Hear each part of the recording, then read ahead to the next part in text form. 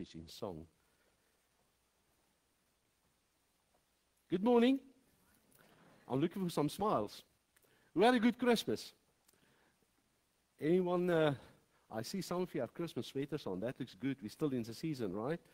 It's good to be with you today. And I'm sorry I missed out on the wonderful Christmas programs that you had here. The school and then our church Christmas program. And, unfortunately we could not have it on live stream. So I missed out on that. But some of you might have taken some videos. I would like to have them at some point because I believe it was one of the best Christmas programs ever at Five Oaks. Am I right? Can my sources be trusted? Okay. Well, it's good to be with you. I had a wonderful trip to England, spent some time with my daughter.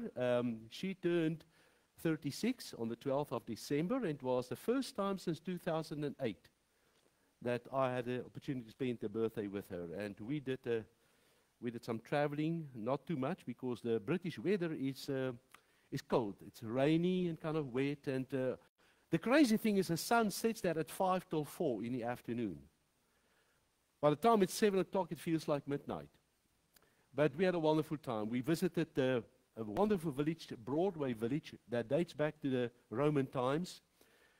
Beautiful buildings with Christmas decorations. You know, I never thought the Brits were so heavy on Christmas. I thought Americans were. But you can drive down on those country roads in the Cotswolds and you can see farms just lit up with lights and trees and everything. It's wonderful. And while I was there, we attended the Newbold College Church. And, I met Pastor Douglas McCormack when we were there on our tour with the pastors in June, and it was good to see him again. And they had a Christmas program with the Newbold College Choir and the orchestra, and before the students went home, I enjoyed the week after that when they had a special children's program where the children presented the program. So we were really blessed. But it's good to be back. And on this last Sabbath of 2025, can you believe it? We're on the last Sabbath of 2025. I'm still trying to wrap my mind around what happened this whole year. It went by so quick, but it's good to be with you. Let's bow our heads as we prepare to open the Word of God and go deeper into our presentation for this morning. Father in heaven, thank you that even though we know Jesus wasn't born on Christmas Day, it's a wonderful time to reflect upon the incarnation of Jesus, the greatest gift that God could ever bless us with. Because it's true what the person said when Jesus came to this earth. You emptied heaven because you gave your dearest and your most precious for us. And I pray that as we uplift the name of Jesus today, as through the reading of your word and the sharing of the message, we talk about faith and logic and look at some experiences in the Bible. I pray that at the end of the message today, we will put all the pieces together like a puzzle and see a bigger picture of a beautiful God that we can call our Heavenly Father. In Jesus' name, amen. The Bible confronts us with many recorded experiences that defies logic. I mean, think about this. We've just reflected on the birth of Jesus. How do you logically explain the virgin birth of Jesus? How do you logically explain the fact that a city with walls so wide that chariots could race on them, those walls came crumbling down when trumpets or ram's horns were blown? How do you logically explain the fact that the sun could stand still for the whole day in the valley of Ajalon? How can you explain logically that an Aramean king can go and he is leprous all over his body, and all he has to do is dip 7 times in the Jordan River and he's healed? how to explain the logic of Jonah surviving for 3 days in the belly of a fish. And that's a reason why we live in a time when people want to judge everything in the Bible on the basis of Greek philosophical wisdom combined with scientific evidence and also mathematical explanations. And if the Bible narrative does not fit in with any one of those, it is rejected as fantasy tales. The problem is that as much as we want to reason things out for ourselves, logic cannot always define everything, because logic cannot deal with contradictions. Logic can only deal with things that fall in place. But whenever there's a contradiction, logic falls flat. Greek philosophy and wisdom, yeah, that can be true. I mean, you can read all about Plato and his dichotomy, and you can read about Pythagoras. You can read about the Euthyphro dilemma that discussed about the justice in life and the law of God, and whether the gods are good because the laws are good, or whether the laws are good because the gods are good. Whichever way you look at it, it defines logic. Because the Bible makes it very clear in 1 Corinthians chapter 2 and in verse 14 that the natural person cannot accept the things of the Spirit of God, for they are foolishness to him. Many people reject the Bible.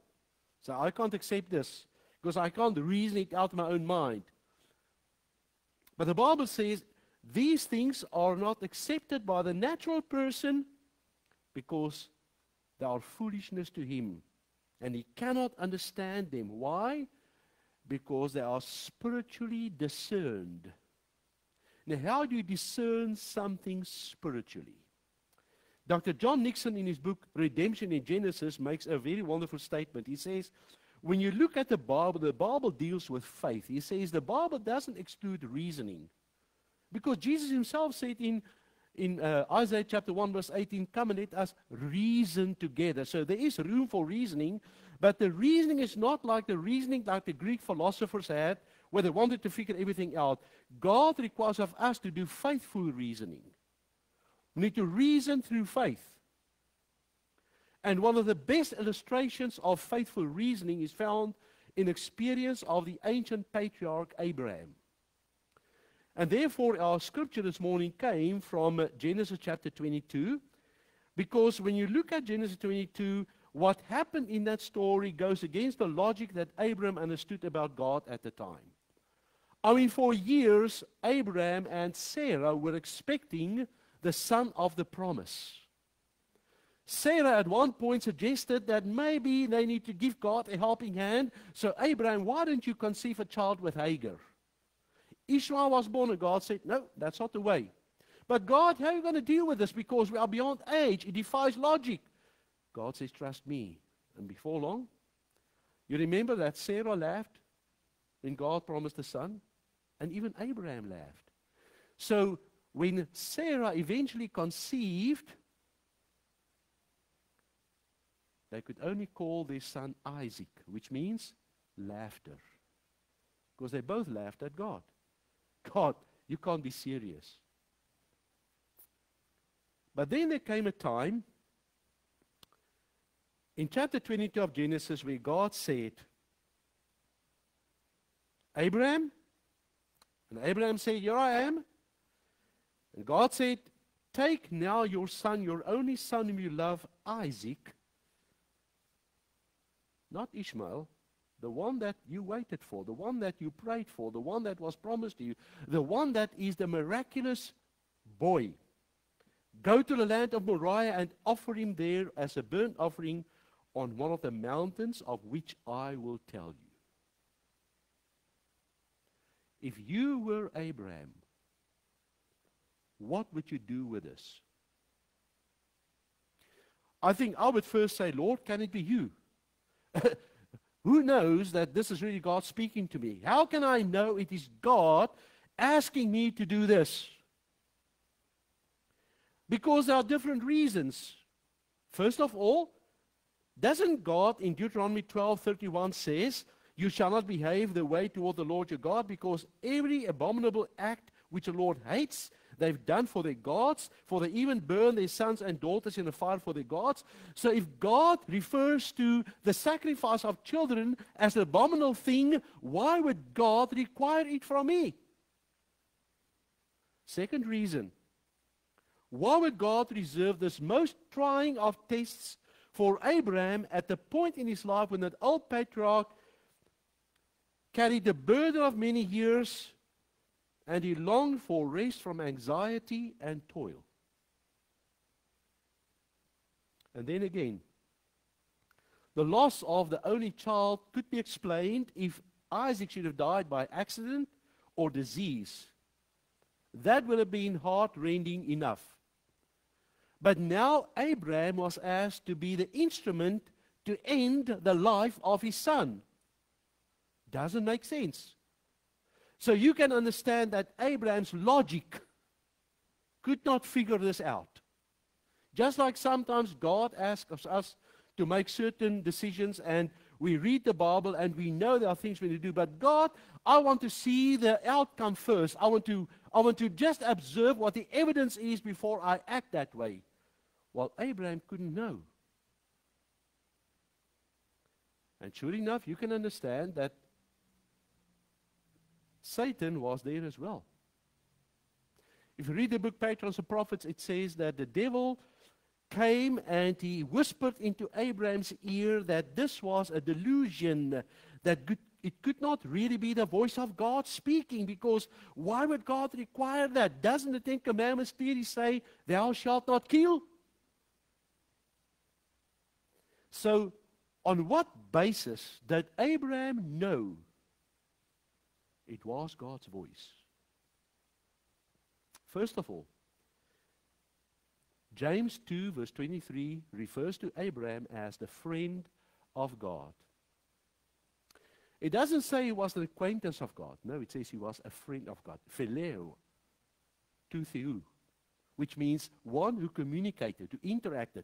There was a connection between Abraham and God. They spoke together, they met together. It was God who came and sat with Abraham under the tent on the heat of the day to explain to him what's going to happen to Sodom. It was God who in Genesis chapter 15 explained to Abraham how the covenant was going to work and that God would be the one in charge of the covenant to bring all the blessings that he promised to Abraham. So because of his connection with God, Abraham recognized the voice of God. Also, Romans 4 verse 16 and 17 refers to Abraham as the father of the faithful. Abraham was not just any guy. I mean, he had faith. God called him to come out of Ur of the Chaldeans, and he moved without knowing where the journey would take him. And all through his life, Abraham exhibited faith. How do we know that? Because wherever he went, he built an altar and worshipped God. But here was a gray area. It's a gray area where Abraham could not figure it out. Now let's explain this for a moment. What is a gray area? Logically, you would say a gray area is an area where light and darkness come together. There's a bit of light, but there's also a lot of darkness. So a gray area is that area in between. And in the spiritual experience of Abraham, he understood that this was a time where Abraham knew about God, but he couldn't understand what the purpose of this sacrifice of his son would hold. So he entered into this gray area. He entered into a gray area that was uncertain, that was questionable, that logic could not explain.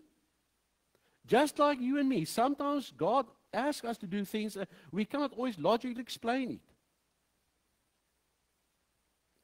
Why would God say, return the tithe unto me and test me in this and see if I bless you? But Lord, I've barely enough money to pay my bills. I can't even pay for my car payment, and now you expect me to return a faithful tithe?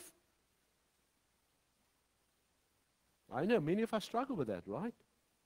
And sometimes people say, Pastor, should I pay on my net income or my brutto income? And I remember I asked a question once, and the person said to me, well, it depends whether you want a net blessing or a brutto blessing. You figured it out.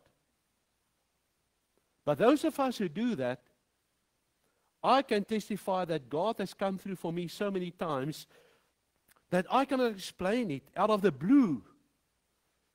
I remember there was a time when I was really thinking, Lord, this is hard because you want me to return a faithful tithe. But Lord, I need to make payments. I need to pay this much. I need to pay rent. And my rent is so much.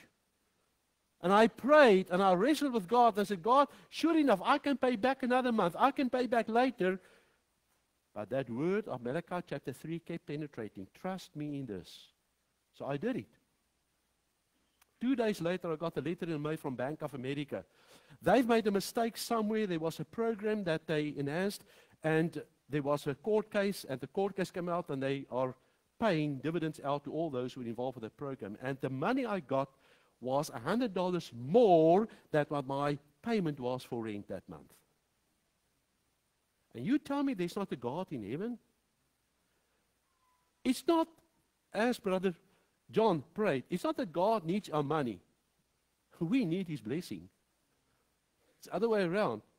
Abraham wasn't sure what God was going to do. There was a gray area. And you know, friends, the moment you enter into a gray area, and many of you walk through those gray areas, you have to make a decision about your future career. Many young people come to the end of school, they don't know what they want to do. They question, what shall I do?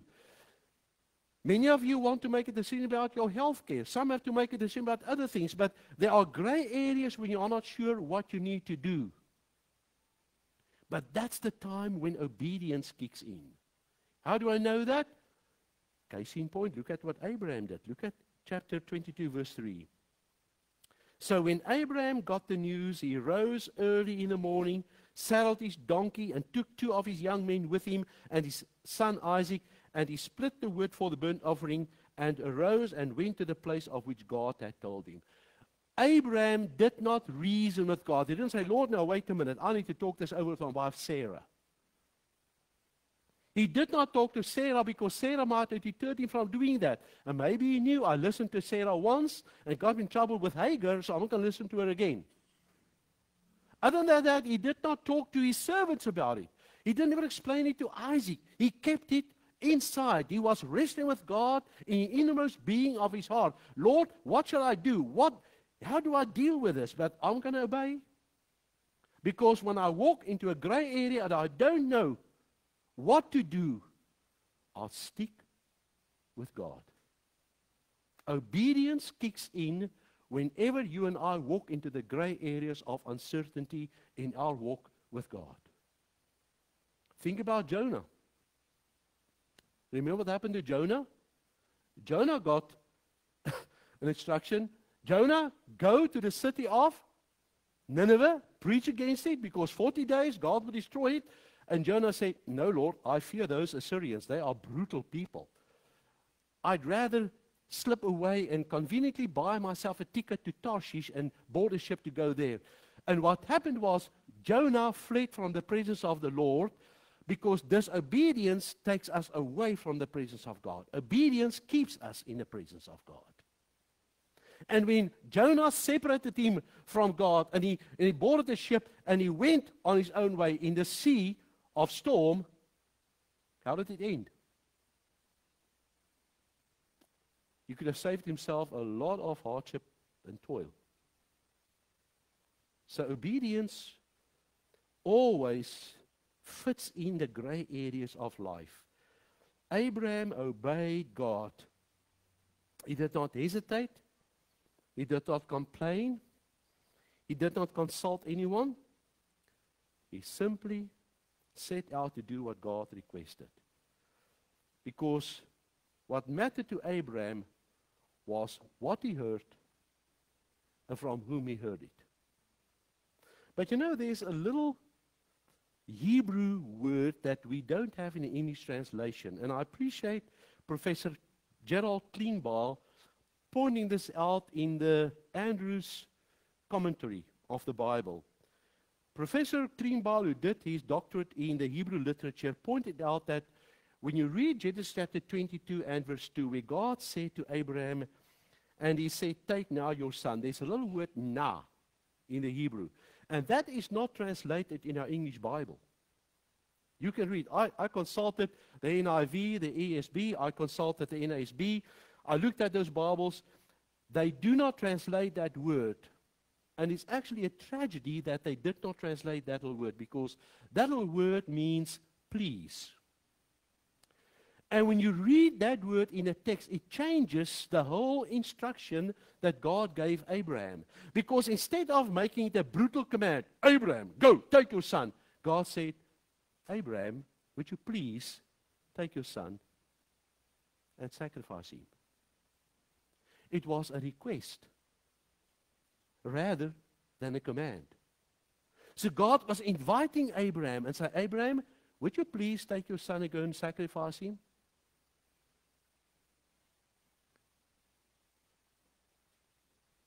And that was a further evidence that God and Abraham, they had a relationship, and Abraham must have recognized the voice of God. So Abraham did not doubt. He trusted God. He went with God. But it wasn't easy. Because whenever God demands a sacrifice from us, sacrifice always is painful. Doesn't matter how you look at it. Whatever God calls you to sacrifice is painful. Just the fact that God invites you to follow Jesus, just the fact that we give our hearts to Jesus requires sacrifice. We have to give up on certain things. Sometimes you have to give up on friends. Sometimes you give up on earthly things. Sometimes you give up on your comfort zone because now you're in a different path of life because you walk with Jesus. It's called discipleship. So God is not about creating comfort zones for us. We have to be sometimes stepping out of our comfort zone in order for God to do something for us. Just like Peter, when he was that night raging as a storm with other disciples, and he saw Jesus walk in the water, he said, Lord, if it's you, let me come to you. And Jesus, come. Well, he got out of the safety of the boat and he started walking on the water, and before long, he saw the storm and the clouds, and he heard the wind, and he started sinking. And he cried out, Lord, save me. So God could only do the miracle for Peter once he stepped out of the boat. And God can only do miracles for us if we are willing to trust Him enough to step out of our comfort zones. People don't want to do that. Oh, no. They don't want to do that. And you know what's amazing about Abraham? Is Abraham had what we call pioneering faith. It's like a ship that sailed into uncharted waters. Consider this. Abraham did not have a Bible to refer to say, oh, Lord, I know how you dealt with those people in the past, so I know you can help me out. Abraham never had any evidence of how God would come through for a person who was asked to kill his own child.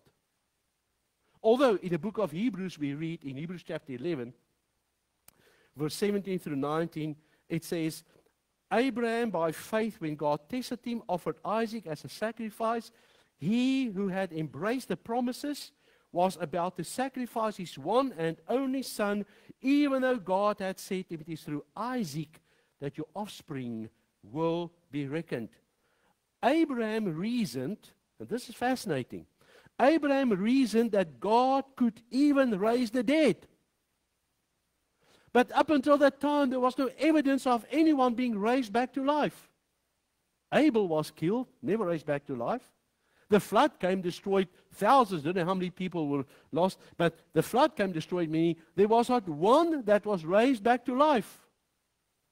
Moses, yes, we read in Jude that when Michael the archangel was contentious with the devil about the body of Moses in Jude chapter 1 verse 9, but Moses came much later. There was no evidence. And yet, Abraham, because he had a relationship with God, he said, God, I don't know how you're going to do it, but all I know is even if you have to raise my son back to life, I know you can do it.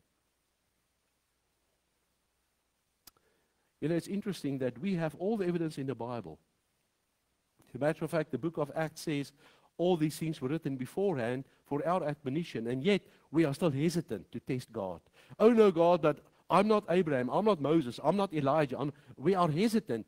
And God says, open your eyes and read. See what God did for the people back then. The Bible is not about success stories. The Bible is about God coming through for His people, and His timing is never out. But Lord, I want it to be logically explained. Well, it's like the professor was one day teaching a Bible class, or the teacher, he was studying the kids in school. He says, you know.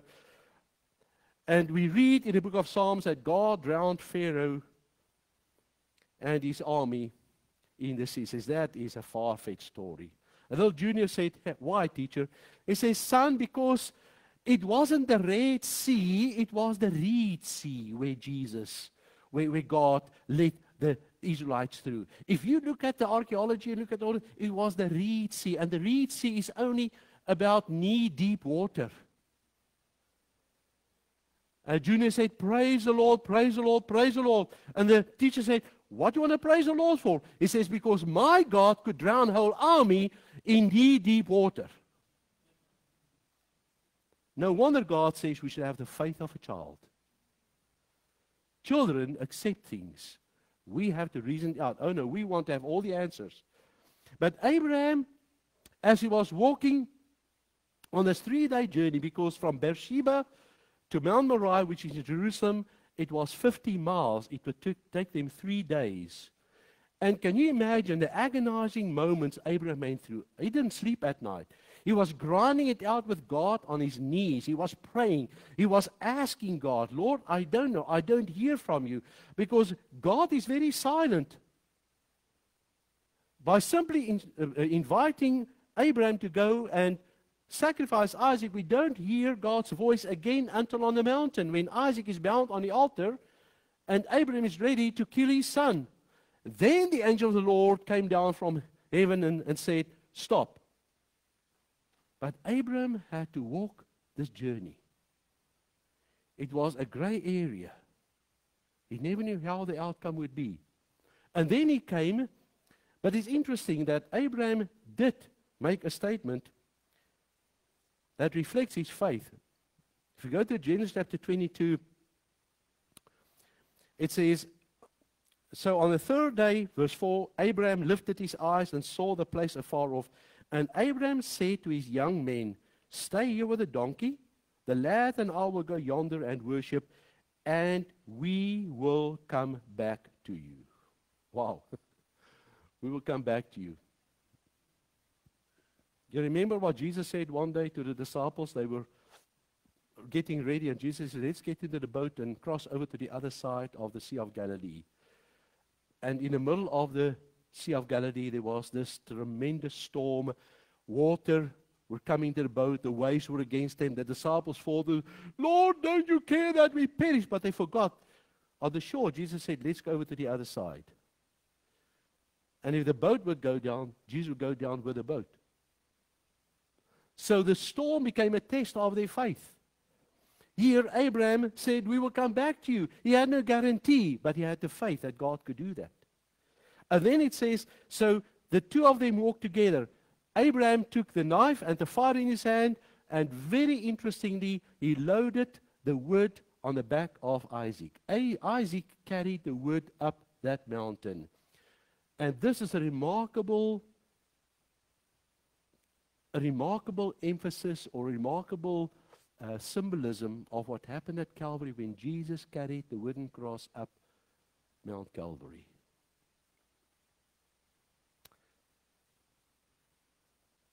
They came to the spot. Abraham and his son. Isaac said, my father. Yes, my son. Look, the fire and the wood is there, but where's the lamb for the burnt offering? Lord, Dad, you've forgotten something. We forgot the lamb. No, son. God will do what? Supply the lamb. The same God will bring us back to the men is the God who supplied the lamb. You know, on what basis could Abraham say that? He had no guarantee. But he knew God. And then the Bible says, they came to the place, and Abraham built an altar there and placed the wood in order, and he bound Isaac and laid him on the altar upon the wood. Now it's interesting that when you read this experience in the book Patriarchs and Prophets, it says that when Isaac eventually heard that he was going to be the sacrifice, he could have done two things. A, he could have run away. He was a young man. He just carried up the wood to the mountain. He could have run away and his father could never have caught him. But Isaac, because of the faith of his father, because he looked at his dad and he grew up and the father modeled the faith of God that he had in God to him. Isaac knew that he would be in the same category as his dad. As a matter of fact, he even considered it an honor that he was the one chosen to be sacrificed to God. He was willing. But Abraham's heart was torn apart. His hand shuddered. They embraced for the last time. God, I don't know how you're going to come through with this, but this is it. End of the journey. I have to do what God told me to do. And then the angel of the Lord from heaven said, stop, Abraham, because now what? Listen to the voice of the angel. Abraham, and he said, here I am, and he said in verse 12, do not lay your hand on the lad or do anything to him, for now I know that you fear God, since you have not withheld your son, your only son, from me. The greatest sacrifice that God can ask from us is if we are willing to give that which is most precious to him. Are we willing? But there's a word here that's interesting. God says, Abraham, now I know you do what? You fear me. What does it mean to fear God? You know, in Revelation 14 verse 6 we read that the last message will go to the world in the symbolism of the three angels' message is, I saw an angel flying in the midst of heaven, John says, in vision, with an everlasting gospel to preach to the ends of the earth, crying out with a loud voice, fear God and give glory to his name and worship him who made the heaven, the earth, and the sea and fountains of water. Two things, fear God and give glory to him. What does it mean to fear God? To fear God, according to the Hebrew word, is to take God seriously. You don't play games with God. Abraham, now I know you take me seriously. You were so serious, you were even willing to plunge that dagger into the heart of your son. Abraham, now I know that you take God serious enough to sacrifice your most valuable possession, even though it will tear your heart apart. Let me ask you the question. How serious do you and I take God? How serious do we take God in his word? Do we find excuses for doing what God asks us to do? Or are we serious enough to say, Lord, I don't understand it. I might be walking into a gray area of my life with you, but Lord, help me to keep on obeying you. Help me to stay close to you until the darkness clears up and I can see the light. And then, of course, to give glory to God. Fear God means take him seriously. To give God glory means what? It means to give God his rightful place in your heart. So, to fear God, you take God seriously. To give him glory means you give God his rightful place in your life. That's the only place where God wants to be, is in your heart and mind. It's inviting him in. That's how we glorify him. We glorify him by surrendering ourselves and say, Lord, come and take your place in my heart. And then Abraham understood. Because at that point the gospel shone through those clouds and penetrated that scene. And then Abraham understand that he and his son was spared. But this story will be repeated about 3,000 years later on a cross outside Calvary, where Jesus would die on a cross. And as much as it pained the heart of God, he could not prevent that. For God so loved the world, he gave his only begotten Son. And you know that word, God so loved the world, the word for world there is in the Greek kosmos. It doesn't mean the world in its beautiful, perfect state. No, it means the world in its wrecked, sinful, wretched condition. God saw this spinning planet in the universe, and it was filthy. It was penetrated with sin and violence and anger and death and destruction. And yet, God sent his Son to this place so that all who believe in him should not perish but have everlasting life. How much does it cost for us to serve God? You know, a missionary was one day talking to an old, low-caste woman in India. And he asked her about a temple that they were building there in that part of India. He said, how much is this temple costing you to build for your God? She turned to the missionary and she said to him, why do you want to know? We do not even know, because it is for our God. When anything is done for our God, we never count the cost. We just do it. I believe that's what Abraham said. Romans 8:32. God, who did not spare his own Son, but gave him up for us all, how will he not also, along with him, graciously give us all things? That's a sacrifice that God already made for us, friends. And the only sacrifice God asks of me and you is to obey his voice, like Abraham did. And in the year to come, you may have to enter into many gray areas in your experience. In the year to come, you may have a lot of challenges out there. You may have to make decisions that are tough. You may go through experience that will be heartbreaking and tearing your heart apart. But let me assure you, God has the end already prepared for you and me. We can trust him. Let us pray. Lord, thank you for the story of Abraham.